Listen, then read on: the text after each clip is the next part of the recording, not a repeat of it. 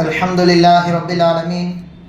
Wassalatu wassalamu ala khatamin nabiyyin wa ala alihi tayyibin wa ashabihi tahirin wal mu'minina wal muslimina kullihim ajma'in, amma ba'd. Qala Allah subhanahu wa ta'ala fil Qur'anil Kareem wal kalamil mubin. A'udhu billahi minash shaitanir rajim. Bismillahir rahmanir rahim. Wala taqrabuz zina innahu kana fahishatan wa sa'a sabila. Sadaqallahul azim. قال محمد رسول الله صلى الله عليه وسلم في حديثه الشريف من لا يرحم لا يرحم صدق رسول الله صلى الله عليه وسلم.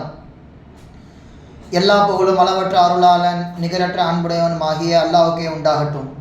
அல்லாஹ்வின் ஸலாத்தும் ஸலாமும் நம் உயிரினும் உயிரான நம் உயிரினும் மேலான கண்மணி நாயகம் ரசூலுல்லாஹி ஸல்லல்லாஹு அலைஹி வஸல்லம் அவர்களின் மீதும் அவர்கள் அடிபெறலாமல் அப்படியே பின்பற்றிய பரிசுத்த குடும்பத்தார்கள், சத்திய சஹாபாக்கள், தாபீன்கள், தபவு தாபீன்கள் மற்றும் இந்த ஜும்மா நன்னாளிலே ஒன்று கூடியிருக்கும் நம் அனைவரின் மீதும் அல்லாஹுவின் ஸலாத்தும் ஸலாமும் என்றென்றும் நிறைவாக உண்டாவதாக. ஆமீன். அல்லாஹு ஜல்ல ஷானஹு வ தஆலா மனித சமூகம் மேம்பட்டு வாழ வேண்டும் என்பதற்காக வேண்டி தீனுல் இஸ்லாமை நமக்கு கொடுத்திருக்கின்றான். இஸ்லாமிய மார்க்கம் முழுக்க முழுக்க ஆன்மீகத்தை மட்டும் போதிப்பது கிடையாது. அது ஒரு மனிதனுடைய சுய ஒழுக்கத்தையும் சரி செய்து கொண்டிருக்கிறது. இஸ்லாம் கூறுகின்ற கடவுள் கொள்கையை பிடிக்காதவர்கள் கூட இஸ்லாம் பொதுவாக சொல்கின்ற உபதேசத்தை எடுத்து நடந்தால் உலகத்தில் தலை நிமிர்ந்து வாழலாம். மாற்று மத சமூகத்திற்கும் கூட இஸ்லாமிய மார்க்கம், இஸ்லாமிய சட்டத்திட்டங்கள் முழுக்க முழுக்க உலகத்திலே மாபெரும் பிரயோஜனத்தை பெற்றுத்தரும். மக்களுக்கு மத்தியிலே கண்ணியத்தோடு வாழலாம் என்கின்ற அடிப்படையில் தான் அல்லாஹ் சுப்ஹானஹு வ தஆலா இஸ்லாமிய மார்க்கத்தையும் அதனுடைய சட்டத்திட்டங்களையும் ஏற்படுத்தி வைத்திருக்கின்றான்.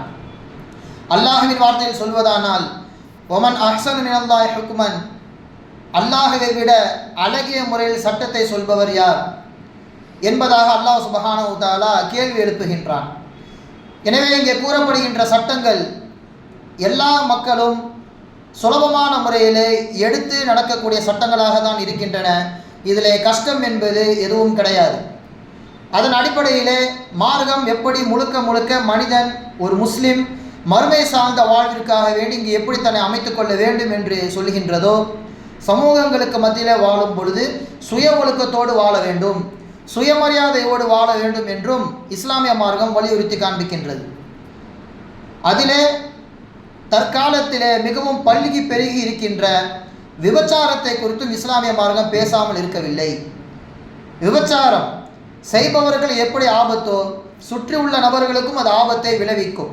அதனால்தான் இஸ்லாமிய மார்க்கம் குர்ஆனில் விபச்சாரத்தை குறித்து அறிமுகம் செய்கின்ற பொழுது வலா தக்ரபு ஸினா, நீங்கள் விபச்சாரத்தை நெருங்காதீர்கள், அதன் அருகில் கூட நீங்கள் செல்ல வேண்டாம். இன்னஹு கான ஃபாஹிஷா, அது அருவருக்கத்தக்க அசிங்கமான ஒரு செயல். வசா சபீலா, உங்களை அது தவறான பாதையிலே நரகத்திற்கு உங்களை அது கொண்டு சென்று விடும். எனவே தவிர்த்து கொள்ளுங்கள் என்பதாக இஸ்லாமிய மார்க்கம் ஆரம்பத்திலே ஜினாவை செய்யாதீர்கள் என்று சொல்லவில்லை, நெருங்காதீர்கள் என்பதாக சொல்கின்றது. இந்த ஆயத்திற்கான விளக்கத்தை நீங்கள் எடுத்து பார்த்தால் இமாம் பெருமக்கள் சொல்லுவார்கள், நினைப்பில் கூட உங்களுக்கு ஜினாவுடைய நினைப்பு வரக்கூடாது. அந்த நினைப்பை எதுவெல்லாம் தருகின்றதோ உடனே நீங்கள் அதிலிருந்து விட்டு விலகிவிட வேண்டும், உங்களுடைய நியத்தை மாற்றிக்கொள்ள வேண்டும். அப்படி நீங்கள் தொடர்ந்து அதை யோசித்து கொண்டே இருக்கின்ற பொழுது செயல் வடிவிலே அதை ஷைத்தான் கொண்டு வந்து விடுவான். எனவே நீங்கள் நினைப்பிலும் கூட அந்த ஹராமான காரியத்தை நீங்கள் யோசித்து பார்க்காதீர்கள் என்று இமாம் பெருமக்கள் நமக்கு இதற்கு விளக்கம் தருவார்கள். அதனால தான் ஸல்லல்லாஹு அலைஹி வஸல்லம் அவர்கள் இந்த நினைப்பு எண்ணம் சம்பந்தப்பட்ட விஷயத்தில் அடிக்கடி செய்கின்ற துவா அஊது பிக்க மின ஷைத்தானிர் ரஜீம், யா அல்லாஹ், நான் விரட்டப்பட்ட ஷைத்தானிடமிருந்து பாதுகாப்பு தேடுகிறேன். வ ஹம்ஸிஹி, அவனுடைய அசிங்கமான மனிதனுடைய மரியாதையை கெடுக்கக்கூடிய கெட்ட சிந்தனையை விட்டும் உன்னிடத்தில் பாதுகாப்பு தேடுகிறேன் என்பதாக ரசூலுல்லாஹி ஸல்லல்லாஹு அலைஹி வஸல்லம் அவர்கள் தொடர்ந்து இந்த துவாவை கேட்டுக்கொண்டே இருப்பார்கள். எண்ணம் மிகவும் ஆபத்தானது.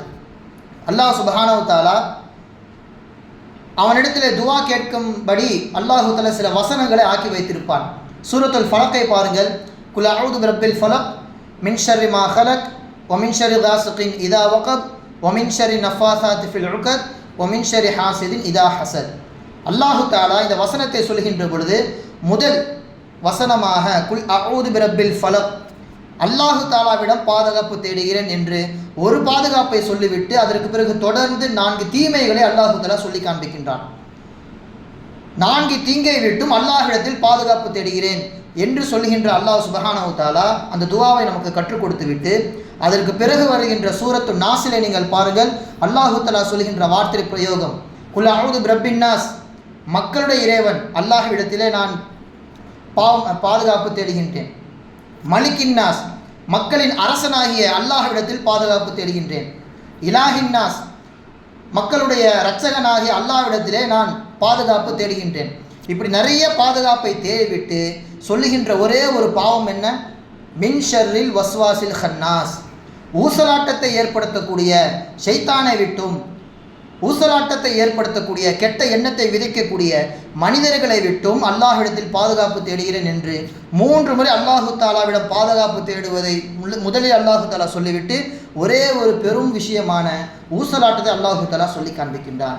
இதிலிருந்தே உங்களுக்கு புரிந்து கொள்ள முடியும் ஊசலாட்டம் ஒரு மனிதனை எந்த அளவிற்கு கொண்டு செல்லும். எனவே அந்த நியத் வருகின்ற பொழுது அவன் அல்லாஹ்விடத்திலே பாதுகாப்பு தேடிவிட வேண்டும் என்று ரசூலுல்லாஹி ஸல்லல்லாஹு அலைஹி வஸல்லம் அவர்கள் சொல்கின்றார்கள். இது ஜினாவை விட்டும் நம்மை தற்காத்துக் கொள்வதற்கான முதற்படி, எண்ணத்தை மாற்றிக்கொள்ள வேண்டும். இரண்டாவதாக ஸல்லல்லாஹு அலைஹி வஸல்லம் அவர்கள் சொன்னார்கள், பார்வையில் கட்டுப்பாடு வேண்டும். யதார்த்தமாக பார்வைப்படுவது வேறு, தொடர்ந்து பார்வை நீங்கள் பார்த்து கொண்டே இருந்தால் அது செயல் வடிவிலே வெளியே கொண்டு வந்து விடுவான் ஷைத்தான். லா துத்பிஇன் நظரத்தன் நظரத்த, ஒரு தடவை பார்த்து விட்டீர்கள் பரவாயில்லை. ஃபஇன்னலக்கல் ஊலா, முதலில் பார்த்தது எதர்ச்சியாக வந்தது, அதனால் பாவம் பிடிக்கப்படாது, உங்களுக்கு பாவம் கிடையாது. ஒரு அந்நிய ஆண் அந்நிய பெண்ணை பார்த்தாலோ அல்லது ஒரு பெண் ஒரு ஆணை பார்த்தாலோ முதல் பார்வை எதர்ச்சியாக நடந்தது, அதற்காக வேண்டி பாவம் பிடிக்கப்படாது. வலைசத்தலக்கல் ஆஹிரா, முதல் தடவை பார்த்து விட்டோம் மீண்டும் அதை ரசிக்க வேண்டும் என்கின்ற நோக்கத்தில் ஒருவர் அல்லது ஒருவரோ பார்வையை மீண்டும் மீட்டினால் அவளுக்கு பாவம் எழுதப்படுகிறது என்பதாக ரசூலுல்லாஹி ஸல்லல்லாஹு அலைஹி வஸல்லம் அவர்கள் சொல்லி காண்பிக்கிறார்கள். எனவே எண்ணத்தை நாம் தடுத்துக்கொள்ள வேண்டும்.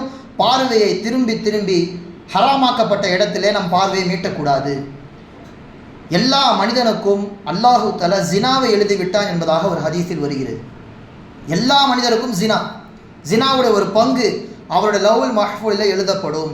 குல்லுபனி ஆதம் அசாபமின ஜினா லா முஹாலா, யாரும் இதிலிருந்து தப்பிக்கவே முடியாது, எல்லோருக்கும் அவருடைய பாவங்கள் எழுதப்படுகிறது.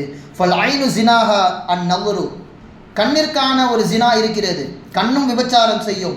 அதனுடைய விபச்சாரம் என்ன? கெட்ட விஷயத்தை பார்ப்பது, அதுதான் கண்ணுக்கான ஜினா. மேலும் சொன்னார்கள் வல் எது ஜினாஹா அல் லம்சு, கையும் ஜினா செய்யும். அதனுடைய ஜினா என்ன? கெட்ட விஷயங்கள் பக்கம் கைகளை நீட்டுவது, அது கையிற்கான ஜினா. ஒன் நஃப்சு தஹ்வி வ துஹத்திசு, இப்படி கண்ணும் கையும் தொடர்ந்து இது போன்ற காரியங்கள் ஈடுபட்டு கொண்டிருக்கின்ற பொழுது உள்ளம் என்ன சொல்லும்? அதை வெளிப்படுத்து, அதன் மீது நீ ஆசைப்படு, அதை பற்றி தொடர்ந்து நீ பேசிக்கொண்டே இரு என்பதாக உள்ளம் அவனை தூண்டிவிட்டு கொண்டே இருக்கும். ஒய் சத்துக்கு தாலிக்க ஒய் கதிபுகுல் ஃபர்ஜு, இப்படி தொடர்ந்து கண்ணும் கையும் உள்ளமும் தொடர்ந்து இது போன்ற சிந்தனைகள் இருக்கின்ற பொழுது மர்மஸ்தானம் மறைவிடம் அதை செய்துவிடும் அல்லது செய்யாமல் அவரை காத்துவிடும் என்பதாக ரசூலுல்லாஹி ஸல்லல்லாஹு அலைஹி வஸல்லம் அவர்கள் சொல்லி காண்பிக்கிறார்கள். எனவே நாம் பார்வையை மிகவும் கவனமாக வைக்க வேண்டும். ஹஸ்ரத் அலி ரலியல்லாஹு தஆலா அன்ஹு அவரிடத்தில் இந்த விஷயம் சொல்லப்பட்டது. ஒரு நாள் ஹஸ்ரத் இப்னு அப்பாஸ் ரலியல்லாஹு தஆலா அன்ஹு அவர்கள் ஒட்டகத்திற்கு பின்னால் அமர்ந்திருக்கின்ற பொழுது பெருமானார் ஸல்லல்லாஹு அலைஹி வஸல்லம் அவரிடத்தில் ஒரு பெண்மணி வந்து சந்தேகம் கேட்கிறாள். கேட்ட பொழுது ஸல்லல்லாஹு அலைஹி வஸல்லம் அவர்கள் ஹஸ்ரத் இப்னு அப்பாஸ் ரலியல்லாஹு தஆலா அன்ஹு அவர்கள் முகத்தை திருப்புகின்றார்கள். பின்னாட்கள் அவர்களே சொல்கின்றார்கள், அந்த பெண் வந்ததை ஆசைப்பட்டு நான் பார்க்கவில்லை, யார் அந்த பெண், குரல் கேட்கிறதே என்பதாக நான் எட்டிதான் பார்த்தேன், ஆனால் அது கூட தவறு என்பதை நான் புரிந்து கொண்டேன். ஸல்லல்லாஹு அலைஹி வஸல்லம் அவர்களுடைய முகத்தை திருப்பினார்கள் என்று இப்னு அப்பாஸ் ரலியல்லாஹு தஆலா அன்ஹு அவர்கள் சொல்லி காண்பிப்பார்கள். எனவே பார்வையில் நமக்கு கட்டுப்பாடு வேண்டும். மார்க்கம் எந்த அளவிற்கு வலியுறுத்தி சொல்கின்றது, ஒரு பெண்ணை பார்ப்பது எப்படி கூடாதோ அதே போன்று பெண்ணின் தோற்றத்தில் இருக்கக்கூடிய தாடி மீசை முளைக்காத சின்ன சிறுவர்களிடத்திலும் கூட நம் கட்டுப்பாடோடு இருக்க வேண்டும். அவர்களை பார்த்தால் கூட மனிதன் என்கின்ற அடிப்படையில் இச்சை என்பது வரும். அதனால்தான் ஹஸ்ரத் லூத் அலைஹிஸ்ஸலாம் அவர்கள் சமுதாயம் அந்த ஓரின சேர்க்கையின் மூலமாக முழுக்க முழுக்க அழிக்கப்பட்டார்கள். ஒரு சிறுவனிடத்திலும் அல்லது தாடி மீசை முளைக்காத இளைஞரிடத்திலும் கவனமாக இருங்கள் என்பதாக நமக்கு மார்க்கம் வலியுறுத்துகிறது. அப்படிப்பட்ட நபர்களுக்கு அம்ரத் என்கின்ற பெயர். இமாம் அஹ்மது பின் ஹம்பல் ரஹிமஹுல்லா அவர்கள் சபையிலே ஒரு மனிதர் தன்னுடைய மகனை அழைத்து கொண்டு வருகிறார். மகன் ரொம்ப கற்பொழுக்கு மிக்கவர், தாடி மீசை அவருக்கு முளைக்கவில்லை, பார்க்க மிகவும் அழகாக இருக்கிறார். அந்த மனிதரை அழைத்து அஹ்மது பின் ஹம்பல் ரஹிமஹுல்லா யார் இந்த நபர் என்பதாக கேட்கிறார். இவர் என்னுடைய மகன் தான், அவரும் இந்த சபையில் கலந்து கொள்ள வேண்டும் என்று நான் அழைத்து வந்தேன் என்பதாக அந்த மனிதர் சொல்கின்றார். இப்னு அப்பாஸ் ரலியல்லாஹு தஆலா அன்ஹு அவர்கள் அஹ்மது பின் ஹம்பல் ரஹிமஹுல்லா அவர்கள் சொல்கின்றார்கள், நாளையிலிருந்து இந்த பையனை அழைத்து வர வேண்டாம் என்பதாக சொல்லி அனுப்பிவிட்டார்கள். அப்போ அருகில் இருந்த மற்ற மாணவர்களெல்லாம் கேட்கிறார்கள், ஏன் நீங்கள் அவ்வாறு சொன்னீர்கள்? தந்தையும் சரி அந்த மகனும் சரி மிகவும் ஒழுக்கசாலியாச்சே, அவர்கள் சபைக்கு வராத அளவிற்கு ஏதேனும் தவறு செய்து விட்டார்களா என்பதாக கேட்கும் பொழுது அஹ்மது பின் ஹம்பல் ரஹிமஹுல்லா சொன்னார்கள், அவர்கள் பாவம் எதுவும் செய்யவில்லை, லைஸ யம்னஹு மின் சித்ரிஹிமா, அவங்க ஒழுக்கத்தையும் நான் சந்தேகப்படவில்லை. இருந்தாலும் சிறுவனுடைய விஷயத்திலே கண்டிப்பாக ஒழுக்கத்தோடு இருக்க வேண்டும் என்று என்னுடைய உஸ்தாத் எங்களுக்கு சொல்லிக் கொடுத்தார்கள். அலாஹாதா ரஐனா அஷ்யாஹனா, எங்களுடைய உஸ்தாதுமார்கள் சிறுவர்களிடத்தில் இப்படி தான் நடந்து கொள்வார்கள். தாடி மீசை முளைக்காத பிள்ளைகளை சபையில் அமர வைக்க மாட்டார்கள், கொஞ்சம் அவர்கள் இடைவெளி விட்டு தான் பாடம் நடத்துவார்கள். இன்னும் என்னுடைய உஸ்தாதுமார்கள் அது போன்ற பிள்ளைகளை முதுகுக்கு பின்னால் அமர வைத்து சத்தம் போட்டு பாடம் நடத்துவார்கள். எனவே தான் அதை நானும் செய்கிறேன் என்பதாக சொல்வார்கள் அஹ்மது பின் ஹம்பல் ரஹிமஹுல்லா. இதை ரொம்ப பெரிதாக நாம் எடுத்துக்கொள்ளக்கூடாது. ஒரு ஒழுக்கம் என்கின்ற அடிப்படையில் நாம் இதையெல்லாம் தவிர்த்து கொள்ள வேண்டும். அப்போ ஆரம்பத்தில் சொன்னதை போன்று வலா தக்ரபு ஸினா, விபச்சாரத்தை நெருங்காதீர்கள் என்று அல்லாஹு தஆலா சொல்கின்ற வரிசையில் பார்வை கட்டுப்பாடு வேண்டும். மட்டுமல்லாமல் எண்ணத்தை சரியாக நாம் கட்டி காப்பாற்ற வேண்டும். இதுவெல்லாம் கட்டுக்கடங்காமல் நாம் விட்டுவிட்டால் அதை செயல் வடிவிலே ஷைத்தான் கொண்டு வந்து விடுவான். மூன்றாவதாக விபச்சாரத்தை நெருங்காதீர்கள் என்கின்ற வாசகத்திற்கு கீழே இமாம் பெருமக்கள் சொல்கின்ற மிக உன்னதமான மிகவும் முக்கியமான ஒரு விஷயம், தனிமையில் ஒரு ஆணும் பெண்ணும் அறவே இருக்கக்கூடாது. பெருமானார் ஸல்லல்லாஹு அலைஹி வஸல்லம் வார்த்தை மிகவும் முக்கியமானது. உங்களில் யாரும் ஒரு பெண்ணுடன் தனிமையில் இருக்க வேண்டாம், நீங்கள் இருவர் மட்டும் இருக்கிறீர்கள் என்பதாக நினைத்து கொள்ளாதீர்கள், மூன்றாவதாக ஷைத்தான் இருக்கின்றான், அந்த தனிமையை தவிர்த்து கொள்ளுங்கள் என்பதாக சொன்னார்கள் ரசூலுல்லாஹி ஸல்லல்லாஹு அலைஹி வஸல்லம். அது எவ்வளவு பெரிய நல்ல காரியமாகவே இருந்தாலும் ஷைத்தான் அங்கே ஊசலாட்டத்தை போடுவான். ஹசன் பஸ்ரி ரஹிமஹுல்லாஹுடைய வார்த்தை இங்கே நாம் கவனிக்க வேண்டும். உங்களில் யாருமே நான் குர்ஆனைத்தான் கற்றுக் கொடுக்கிறேன், எனவே தான் நான் பாடம் நடத்துகிறேன், தனிமையில் இருக்கிறேன் என்பதாக நீங்கள் சொல்லாதீர்கள். லா தஹ்லுவன் நபி இம்ரத்தின் வலவு குல்த அல்லிமுஹா அல் குர்ஆன், குர்ஆன் தானே சொல்லிக் கொடுக்க போகின்றேன், நல்ல விஷயத்தை தானே சொல்கின்றேன் என்று அந்த நோக்கத்திலும் கூட நீங்கள் தனிமையில் இருக்காதீர்கள். ஸல்லல்லாஹு அலைஹி வஸல்லம் அவர்கள் மூன்றாவதாக ஷைத்தான் இருக்கிறான் என்பதாக சொல்லியிருக்கிறார்கள். நீங்கள் போக போக நல்ல விஷயங்கள் சொல்லிக்கொண்டே போவீர்கள், அது மறைந்து கெட்ட விஷயம் மேலோங்க ஆரம்பித்துவிடும். சில மாதங்களுக்கு முன்னால் பர்ஷீசா என்கின்ற ஒரு இறைநேசரின் வரலாற்றை நாம் ஜும்மா நேரத்தில் சொல்லியிருப்போம். பர்ஷீசா மிகப்பெரிய ஒரு இறைநேசர். ஆரம்பத்தில் ஒரு பெண்ணிடத்தில் பேசுகின்ற பொழுது சலாம் சொல்லி ஆரம்பித்தார், அது பேச்சாக மாறியது, பார்க்க வேண்டும் என்று ஆசைப்பட்டார். கடைசியில் இந்த இறைநேசர் என்ன ஆனார், விபச்சாரம் செய்து அந்த பெண்ணையும் கொலை செய்து கடைசியில் சிலைகளுக்கு சஜ்தா செய்தவாறு காஃபிரான நிலையிலே அவரை அல்லாஹு தஆலா மரணமாக செய்கின்றான். காரணம், ஆரம்பத்திலேயே இதை தவிர்த்து விட வேண்டும், பேச்சிலேயே நம் கட்டுப்பாடை விதித்து விட வேண்டும், தனிமையில் ஒருபோதும் இருக்கக்கூடாது. இதுவெல்லாம் ஜினாவை விட்டும் தற்காத்துக் கொள்வதற்கான வழிகள் என்பதாக இமாம் பெருமக்கள் திருக்குர்ஆன் விளக்க உரையிலே சொல்லி காண்பிப்பார்கள்.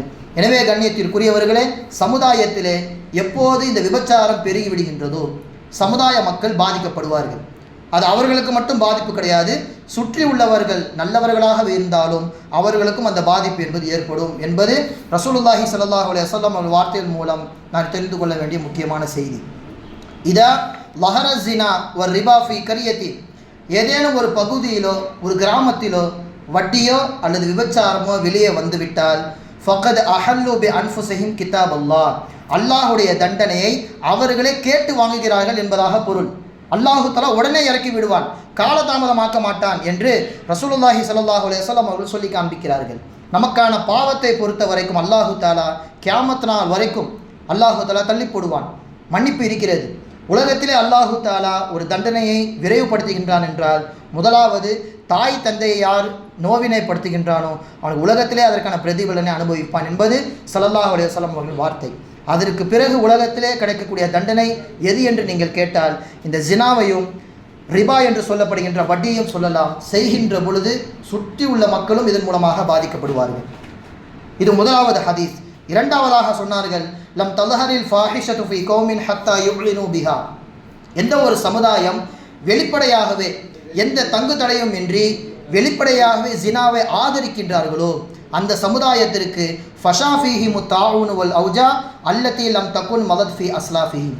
நம் முன்னோர்கள் வாழ்ந்த காலத்திலே வராத நோய்களை எல்லாம் அல்லாஹு தஆலா இந்த சமுதாயத்திற்கு கொடுத்து சோதிப்பான்.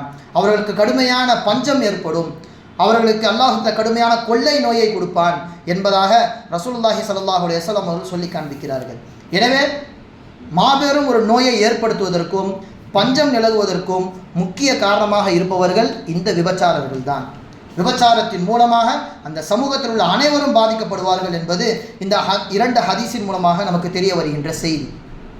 குர்ஆனில் அல்லாஹு தஆலா நிறைய பாவங்களை வரிசைப்படுத்தி கொண்டே வருவான். தனக்கு செய்த விஷயங்கள், பெற்றோர்களுக்கு செய்யக்கூடிய விஷயங்கள், பிறருக்கு நாம் என்னென்ன செய்யக்கூடாது என்று வரிசையாக அல்லாஹு தஆலா சொல்லும் பொழுது நிரந்தரமாக சில பேர் நரகத்தில் இருப்பார்கள் என்று அல்லாஹு தஆலா சொல்லக்கூடிய அந்த பிரிவினர்களில் அல்லாஹு தஆலா சொல்லக்கூடிய முக்கியமான 3 நபர்கள் யார் என்று பாருங்கள். முதலாவதாக, தன்னோடு யார் இணை வைப்பாரோ, அல்லாஹு தஆலாவோடு எவர் இணை வைத்தவராக வணங்குகிறாரோ அப்படிப்பட்டவர் நரகத்தில் நிரந்தரமாக இருப்பார். இது முதலாவது நபர். இரண்டாவது, ஹராமான முறையில் எவர் ஒரு உயிரை பறிக்கிறாரோ அப்படிப்பட்டவரும் நரகத்தில் நிரந்தரமாக இருப்பார். மூன்றாவது நபர், விபச்சாரம் செய்பவரும் நரகத்தில் நிரந்தரமாக இருப்பார். ஒமை எஃப்அல் தாலிக யல்கா அசாமா. சொல்லப்பட்ட அந்த 3 விஷயத்தை எவர் செய்கின்றாரோ நரகத்தில் அசாம் என்று சொல்லப்படுகின்ற பகுதியில் அவர் வசிப்பார். அந்த இடத்துல இந்த மூவரும் நுழைவார்கள். யுலாஃபு லஹுல் அதாபு யௌமல் கியாமா வ யஹ்லுது ஃபீஹி முஹானா. இப்படிப்பட்ட இந்த 3 பிரிவினர்களும் மறுமை நாளிலே வேதனைக்கு மேல் வேதனை கொடுக்கப்பட்டு இரட்டிப்பாக தண்டிக்கப்படுவார்கள். வ யஹ்லுது ஃபீஹி முஹானா. இழிவடைந்த நிலையிலே அதிலே நிரந்தரமாக இருந்து கொண்டே இருப்பார்கள் என்பதாக அல்லாஹு தஆலா சொல்லி காண்பிக்கின்றான். எனவே கண்ணியத்திற்குரியவர்களே, விபச்சாரத்தின் மூலமாக, விபச்சாரிகளின் மூலமாக அவர்களும் பாதிக்கப்படுகிறார்கள், சுற்றியுள்ள மக்களும் பாதிக்கப்பட்டு கொண்டே இருக்கிறார்கள். இது பொதுவாக சொல்லப்பட்டது. ஒரு முஃமின், அல்லாஹ்வை ஏற்றுக்கொண்ட நபர் இந்த விபச்சாரத்தில் ஈடுபடுகின்ற பொழுது அல்லாஹு தஆலா அவருக்கு எந்த அளவுக்கு இழிவை தருகிறான் என்றால் அது நரகத்தை விட கொடியது. ஒருவர் பிறக்கும் பொழுதே இஸ்லாத்தோடு பிறப்பது என்பது மாபெரும் மிகப்பெரிய ஒரு அற்கொடையது. ரசூலுல்லாவின் சொந்தக்காரருக்கே கிடைக்காது, ஹஜ்ரத் நூஹ் அலைஹிஸ்ஸலாமுடைய மகனுக்கே கிடைக்காதது நாம் பிறக்கும் பொழுதே இஸ்லாமாக இருப்பது. அப்படி அவர் பிறக்கின்ற பொழுதே இஸ்லாமோடு இருக்கிறாரோ, அவர் திருடுகின்ற பொழுது, கொலை செய்கின்ற பொழுது, ஜினா செய்கின்ற பொழுது அவர் முஸ்லீமாக இருக்கவில்லை என்பதாக ஹதீஸிலே வருகிறது. இதா ஜனர் ரஜுலு ஹரஜ மின்ஹுல் ஈமான். விபச்சாரத்தின் பக்கம் ஒரு முஃமின் நெருங்கிவிட்டால் அந்த ஈமான் என்கின்ற தன்மை என்பது அவர் உடம்பை விட்டு வெளியே சென்று விடுகிறது. ஃபகான அலைஹி கல்லுல்லா. எப்படி ஒரு மேகம் தலைக்கு மேலே நிற்கின்றதோ இந்த ஈமான் என்கின்ற தன்மை அவர் தலைக்கு மேலே சென்று விடுகிறது. ஃபைதன் கலா மின்ஹா ரஜா இலைல் ஈமான். எப்போது அவர் அந்த செயலை விடுகின்றாரோ மீண்டும் அந்த ஈமான் அவரிடத்தில் வந்து விடுகிறது என்பதாக சொல்கிறார்கள் ஸல்லல்லாஹு அலைஹி வஸல்லம். ஒருவேளை அந்த கெட்ட விஷயத்தை ஈடுபட்டிருக்கின்ற பொழுதே அவருக்கு உயிர் போய்விட்டால் அல்லாஹ் பாதுகாக்க வேண்டும், அவர் குஃப்ருடைய நிலைமையிலே மரணிக்கிறார் என்பதாகவும் இமாம் பெருமக்கள் சொல்லி காண்பிக்கிறார்கள். ஏன்னா அவரிடத்தில் ஈமான் இல்லை, ஈமான் மேலே சென்று விட்டது. அவர் இப்போது அல்லாஹ்வை ஏற்காத ஒரு நபரை போன்று அந்த நிலையிலே மரணம் வந்துவிட்டால் அவர் குஃப்ரிலே மரணிக்கிறார் என்பதாகவும் சில இமாம் பெருமக்கள் இந்த ஹதீஸிற்கு விளக்கம் தருகிறார்கள். ஜினாவை பொறுத்த வரைக்கும் தான் எந்த விதமான சமரசமும் கிடையாது. அல்லாஹு தஆலா கொஞ்சம் கூட இதற்கு அனுமதியை கொடுக்கவில்லை. வலா தக்ரபுல் ஃபவாஹிஷ மா லஹர மின்ஹா வ பம்பத்தன். வெளிப்படையாக நீங்கள் செய்தாலும் சரி, மறைமுகமாக செய்தாலும் சரி, அது முழுக்க முழுக்க ஹராம். அதன் பக்கம் நீங்கள் நெருங்காதீர்கள் என்பதாக அல்லாஹு தஆலா சொல்லி காண்பிக்கின்றான். இஸ்லாம் வருவதற்கு முன்பாகவே அரபுகளுக்கு ஒரு பழக்கம் இருந்தது. அவர்களை பொறுத்த வரைக்கும் மக்களுக்கு மத்தியில் கண்ணியமாக வாழ வேண்டும், நம்ம யாரும் குறை சொல்லிவிடக்கூடாது என்பதாக அரபுகளுக்கு அந்த ஒரு எண்ணம் மேலோங்கி இருந்தது. எனவே அவர்கள் என்ன செய்வார்கள் என்றால், யாருடைய பார்வைக்கும் படாதவாறு மறைமுகமாக ஜினா செய்தார்கள். வெளிப்படையாக செய்தால் நம்ம கண்ணியம் போய்விடுமோ என்று மறைமுகமாக ஜினா செய்வதை ஆதரித்தார்கள். அதற்காக வேண்டி தனியாக இடங்களும் ஒதுக்கி வைத்திருந்தார்கள். அந்த சமயத்தில் தான் அல்லாஹு தஆலா இந்த வசனத்தை இறக்குகின்றான். நீங்கள் வெளிப்படையாக செய்தாலும் சரி, மறைமுகமாக செய்தாலும் சரி, ஜினா ஜினா தான், அது ஹராம் ஹராமு தான். அன்றைய காலங்களிலே இப்படி நினைக்கின்ற பொழுது நம் காலத்தை நாம் பார்க்கின்றோம். வெளியே எங்கும் செல்ல தேவையில்லை, நம்முடைய மொபைல் மூலமாக இருக்கின்ற எல்லா ஹராமையும் செய்து விடலாம். அந்த அளவிற்கு யூத நசராக்கள் எல்லா விதமான வசதிகளையும் நம் கைகளிலே கொண்டு வந்து விட்டார்கள். ஆரம்ப காலத்திலே இந்த வீடு விபச்சாரத்திற்குரிய வீடு, இங்கே வரலாம் போகலாம் என்பதை காண்பிப்பதற்கு ஒரு கொடியை ஏற்றுவார்கள். கொடி இருக்கின்ற வீட்டிற்குள்ளே இந்த தொழில் நடக்கிறது என்பதாக மக்கள் விலகிக் கொள்வார்கள். இப்போது அப்படியெல்லாம் கிடையாது. ஒருவர் வெளிப்படையில் நல்லவராகவே இருந்தாலும் உள்ரங்கத்திலே அவர் எப்படிப்பட்டவர் என்பது அல்லாஹு தான் தெரியும். அவரும் அவருடைய மொபைலும் தான் அதற்கான சாட்சி. அல்லாஹ் சுப்ஹானஹு தஆலா எந்த அளவிற்கு மார்க்கத்தின் மூலமாக நமக்கு வலியுறுத்துகின்றான். ஒருபோதும் நீங்கள் பார்வையில் கூட கெட்ட விஷயத்தை பார்க்காதீர்கள், அதை செயல் மூலமாக உங்களை செய்ய வைத்து விடுவான் ஷைத்தான் என்று மேலிருந்து நாம் சொன்ன விஷயம் இதற்காக வேண்டிதான். யாரும் நம்மை பார்க்கவில்லை, நம்ம அத்தாமா நம்ம கூட இல்லை என்பதாக ஒரு மகன் மொபைலை சரியான முறையிலே பயன்படுத்தாமல் இருக்க வேண்டும். தவறான முறையில் அவன் பயன்படுத்த கூடாது. அல்லது ஒரு பெண் பொறுத்த வரைக்கும் நம்முடைய மகள் சரியாகத்தான் இருப்பார் என்பதாக முழு நம்பிக்கை ஒரு தாய் தந்தை வைக்கக்கூடாது. முழுக்க முழுக்க பிள்ளைகளின் மீது ஒரு கண்காணிப்பு இருந்து கொண்டே இருக்க வேண்டும் என்பதுதான் இதன் மூலம் நாம் சொல்ல வருகின்ற செய்தி. இந்த நிலைமையிலே எப்படி இஸ்லாமிய மார்க்கத்துடைய அந்த தத்துவத்தை பாருங்கள், எல்லாராலும் இதை பின்பற்ற முடியும். இஸ்லாமிய கொள்கை முஸ்லிம்களுக்கு மட்டும்தான் என்று உதறிவிட முடியாது. எல்லோரும் இந்த உபதேசத்தை எடுத்து நடத்த முடியும்.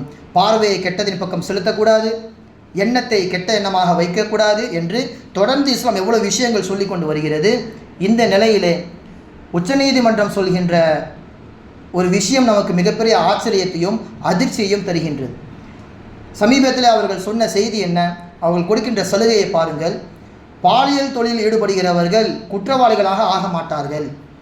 அதுபோன்று பாலியல் தொழிலிலே விபச்சாரத்தில் ஈடுபடக்கூடியவர்களை குற்றவாளிகளாக நீங்கள் நடத்தக்கூடாது என்பதாக காவலாளிகளுக்கு உத்தரவிடுகிறார்கள் உச்சநீதிமன்றம். மட்டும் கிடையாது, மறுவாழ்வு மையம் என்கின்ற அந்த மையத்திற்கு இவர்களை அனுப்பக்கூடாதாம். எப்படி அந்த மதுவிற்கும் சிகரெட்டிற்கும் அடிக்ட் ஆனவர்களை அங்கே அனுப்புவார்களோ அந்த மாதிரி ஒரு நிலைமையில கூட இவங்களை நம்ம தள்ளக்கூடாது. அது ஒரு தொழில், அந்த தொழிலை செய்வதற்கு அவருக்கு முழு உரிமை இருக்கிறது என்பதாக உச்சநீதிமன்றமே இதற்கான முழு சுதந்திரத்தையும் தற்போது வழங்கியிருப்பது மிகப்பெரிய ஒரு ஆச்சரியத்தையும் அதிர்ச்சியையும் தருகின்றது. ஏற்கனவே நம்முடைய நாட்டிலே சட்டம் ஒழுங்கு மிகவும் சீர்குலைந்து போய் கொண்டிருக்கிறது. எங்கே பார்த்தாலும் கொலை, கள்ள உறவின் மூலமாக பிள்ளைகள் பாதிக்கப்படுவது என்று தொடர்ந்து நாம் வன்முறை செய்திகளை இந்த ஒரு மாத காலமாக நாம் பார்த்து கொண்டே இருப்போம். காரணம், இஸ்லாம் சொல்லுகின்ற அந்த கடுமையான சட்டம் உலகத்தில் எங்கேயும் கிடையாது. குறிப்பாக நம்முடைய இந்தியாவிலே பெண்களுக்கான பாதுகாப்பு என்பது மிகப்பெரிய ஒரு கேள்விக்குறி. அதிலும் குறிப்பாக கள்ள உறவின் மூலமாக சமீபத்தில் இறந்து போன அர்ஷித் என்கின்ற மகன், அந்த பிள்ளையுடைய சம்பவம் எல்லோருக்கும் மிகப்பெரிய ஒரு வருத்தத்தை ஏற்படுத்தியிருக்கும். சுமார் ஒரு மாத காலமாக கள்ள உறவில் இருக்கக்கூடிய அந்த பெண்ணும் அவனுடைய காதலனும் ஒரு மாத காலமாக அந்த பிள்ளையை தொந்தரவு செய்து சித்திரவதை செய்து ஒரு 4 நாளுக்கு முன்னாக அந்த பிள்ளை இறந்து போய்விட்டான். அவன் இறந்து போனது தெரியக்கூடாது என்பதற்காக வேண்டி வாயிலே சாப்பாடை வைத்து திணித்து சாப்பாடு சிக்கிதான் இறந்து போய்விட்டான் என்பதாக மருத்துவமனையில் போய் ஒப்படைக்கிறார்கள். அதை பிரேத பரிசோதனை செய்துவிட்ட பிறகு டாக்டர் சொன்ன விஷயம், ஒரு மாத காலமாக அந்த பிள்ளையின் உடம்பிலே 91 வெட்டுக்காயங்கள். சைக்கோத்தனமாக அந்த 2 நபர்களும் சேர்ந்து அந்த பிள்ளையை தொந்தரவு செய்திருக்கிறார்கள். 91 இடத்திலே வெட்டுக்காயங்கள். வெறும் 1.5 வயது குழந்தை தான். அதனுடைய மர்மஸ்தானத்திலேயும் காலிலேயும் லைட்டரை வைத்து கொளுத்தி விட்டிருக்கிறார்கள். அவன் கூட ஏதோ வெளியிருந்து வந்தவன் என்பதாக சொல்லலாம், ஓரளவுக்கு ஏற்றுக்கொள்ளலாம். அந்த தாயே கூட செய்திருக்காள் என்பது எவ்வளோ பெரிய வருத்தத்துக்குரிய செய்தி. மூளையிலேயும் இதயத்திலேயும் இரத்த கசிவு ஏற்பட்டிருக்கிறது. 7 இடங்களிலே எலும்பு முறிவு ஏற்பட்டிருக்கிறது. இப்படி ஒரு மாத காலமாக அந்த பிள்ளையை சித்திரவதை செய்து கொலை செய்திருக்கிறார்கள் இந்த 2 நபர்களும் சேர்ந்து. பற்றாத குறைக்கு நீங்களும் விபச்சாரம் செய்வது கூடும், எல்லாம் அனுமதி கொடுத்து விட்டால் நாளுக்கு நாள் பிரச்சனைகள் அதிகமாகிக் கொண்டே தான் இருக்கும். எனவே உச்சநீதிமன்றம் இது போன்ற விஷயத்திலே கடுமை காட்ட வேண்டும், கொடுக்கப்பட்ட இந்த சலுகையை வாபஸ் பெற வேண்டும் என்பதுதான் எல்லோருடைய ஆசையாகவும் இருக்கிறது. ஸல்லல்லாஹு அலைஹி வஸல்லம் அவர்கள் குழந்தை விஷயத்தில் சொல்கின்றார்கள், சமீபத்தில் நிறைய இந்த கள்ளக்காதல் மூலமாக விபச்சாரத்தின் மூலமாக குழந்தைகள் தான் பாதிக்கப்படுகிறார்கள். உத்தரப்பிரதேசத்தில் கூட இதே போன்று ஒரு கள்ள உறவின் காரணமாக 1.5 வயது குழந்தை தலைக்கு மேல் தூக்கி அந்த பிள்ளையை 7 தடவை கீழே அடிக்கின்றான். அடித்து மக்களெல்லாம் வந்தவுடன் அந்த குழந்தையை தூக்கிவிட்டு போய் குப்பையில் தூக்கி போட்டு விடுகிறான். அந்த இடத்திலேயே அந்த குழந்தை வஃபாத்தாகிவிட்டது. இவர்களுடைய அந்த இன்பத்திற்காக வேண்டி அந்த குழந்தைகள் என்ன செய்தது? இன்னும் அதற்கு விவரமே தெரியாது, எதற்காக செத்தோம் என்பதே தெரியாது அந்த குழந்தைக்கு. ஆனால் இந்த ஒரு கள்ள உறவின் காரணமாக இடையில் பாதிக்கப்படுவது இந்த பிள்ளைகள் தான். பிள்ளைகள் குறித்து ஸல்லல்லாஹு அலைஹி வஸல்லம் சொல்கின்ற வார்த்தை ரொம்ப ரொம்ப முக்கியமானது. யா ரசூலல்லாஹ், நீங்கள் பிள்ளைகளுக்கு முத்தமெல்லாம் கொடுப்பீர்களா? எனக்கு 10 குழந்தைகள் இருக்கிறது, யாருக்குமே நான் முத்தம் கொடுத்தது கிடையாது என்று அக்ரா இப்னு ஹாபிஸ் ரலியல்லாஹு தஆலா அன்ஹு அவர்கள் சொல்லும் பொழுது ஸல்லல்லாஹு அலைஹி வஸல்லம் அவர்கள் சொன்னார்கள், மல்லா யர்ஹம் லா யுர்ஹம். குழந்தைக்கு கூட முத்தம் கொடுக்கவில்லை என்றால் நீ இரக்கவாதியே கிடையாது, இரக்கம் காட்டாதவன் இரக்கம் காட்டப்பட மாட்டான் என்பதாக அந்த சஹாபிக்கு சொல்லி காட்டுவார்கள். ஒரு முத்தத்துடைய விஷயத்திற்கு ஸல்லல்லாஹு அலைஹி வஸல்லம் அவர்கள் காட்டிய கடுமை என்ன? முத்தம் கொடுத்து குழந்தையை கொஞ்ச வேண்டும். அப்படிப்பட்ட சூழ்நிலையில் இந்த பிள்ளையை இப்படி கதற கதற அவர்கள் 1 மாத காலமாக சித்திரவதை செய்து கொண்டிருக்கிறார்கள். இவர்களால் மனித பிறவிலே சேர்க்க முடியாது. முழுக்க முழுக்க கல் நெஞ்சக்காரர்கள், விலங்கை விடவும் மோசமானவர்கள் என்பதை தான் இந்த இடத்துல நாம் ஒத்துக்கொள்ள வேண்டும். எல்லாமல் அல்லாஹ் சுப்ஹானஹு வ தஆலா சட்ட ஒழுங்கை சீர்படுத்துவானாக. இஸ்லாமிய மார்க்கம் எப்படியெல்லாம் நமக்கு சட்டத்தை சொல்லியிருக்கின்றதோ, இஸ்லாத்தை போன்று தப்பு செய்வர்களுக்கு கடுமையான தண்டனைகள் கொடுக்கப்பட்டால்தான், தண்டனைகள் அதிகமாக கொடுக்கப்பட்டால்தான் பாவங்கள் என்பது குறையும் என்பதை நாம் இந்த சொல்லப்பட்ட விஷயத்தின் மூலமாக புரிந்து கொள்ளலாம். எல்லாம் அல்லாஹ் சுப்ஹானஹு வ தஆலா நல்ல சுமூகமான ஒரு வாழ்க்கையை நமக்கு ஏற்படுத்தி தருவானாக. எந்த விதமான சண்டை சச்சரவுகள் இல்லாத சமூகத்தை அல்லாஹ் தஆலா நமக்கு ஏற்படுத்தி தருவானாக. கடைசி வரைக்கும் சுய ஒழுக்கத்துடன் வாழ்ந்து மரணிப்பதற்கு அல்லாஹ் தஆலா தௌஃபீக் செய்வானாக. வ ஆஹிரு தஅவானா அல்ஹம்துலில்லாஹி ரப்பில் ஆலமீன். அஸ்ஸலாமு அலைக்கும் வ ரஹ்மத்துல்லாஹி வ பரகாத்துஹு.